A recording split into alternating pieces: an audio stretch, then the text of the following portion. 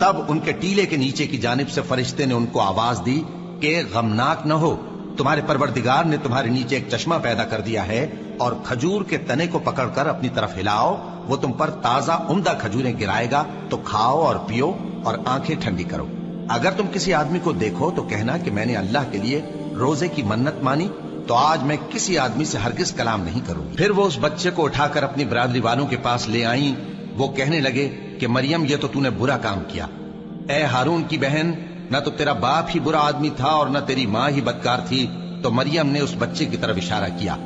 وہ بولے کہ ہم اس سے کہ گود کا بچہ ہے کیسے بات کریں؟ بچے نے کہا کہ میں اللہ کا بندہ ہوں، اس نے مجھے کتاب دی ہے اور نبی بنایا ہے، اور میں جہاں ہوں اور جس حال میں ہوں اس نے مجھے صاحب برکت بنایا ہے، اور جب تک زندہ ہوں مجھ کو نماز اور زکوٰۃ کا ارشاد فرمایا ہے، اور مجھے اپنی ماں کے ساتھ نیک سلوک کرنے والا بنایا ہے اور سرکش و بدبخت نہیں بنایا، اور جس دن میں پیدا ہوا اور جس دن مروں گا اور جس دن زندہ کر کے اٹھایا جاؤں گا مجھ پر سلام ہے۔ یہ مریم کے بیٹے عیسیٰ ہیں، اور یہ سچی بات ہے جس میں لوگ شک کرتے ہیں۔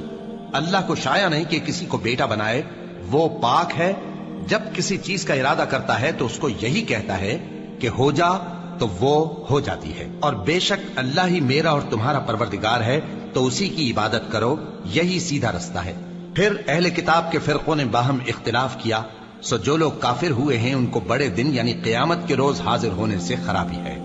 وہ جس دن ہمارے سامنے آئیں گے کیسے سننے والے اور کیسے دیکھنے والے ہوں گے، مگر ظالم آج کھلی گمراہی میں ہے۔ اور ان کو حسرت و افسوس کے دن سے ڈرا دو جب بات فیصل کر دی جائے گی اور وہ غفلت میں پڑے ہوئے ہیں اور ایمان نہیں لاتے۔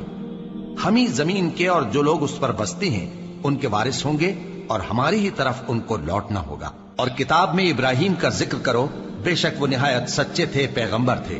جب انہوں نے اپنے باپ سے کہا کہ ابا، آپ ایسی چیزوں کو کیوں پوچھتے ہیں جو نہ سنیں اور نہ دیکھیں اور نہ آپ کے کچھ کام آ سکیں؟ ابا، مجھے ایسا علم ملا ہے جو آپ کو نہیں ملا، تو میرے ساتھ ہو جائیے، میں آپ کو سیدھی راہ پر لے چلوں گا۔ ابا، شیطان کی پوجا نہ کیجیے، بے شک شیطان اللہ کا نافرمان ہے۔ ابا، مجھے ڈر لگتا ہے کہ آپ کو اللہ کا عذاب آ پکڑے تو آپ شیطان کے ساتھی ہو جائیں۔ اس نے کہا کہ ابراہیم، کیا تو میرے معبودوں کے خلاف ہے؟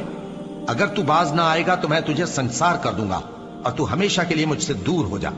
ابراہیم نے سلام علیکم کہا اور کہا کہ میں آپ کے لیے اپنے پروردگار سے بخشش مانگوں گا، بے شک وہ مجھ پر نہایت مہربان ہے۔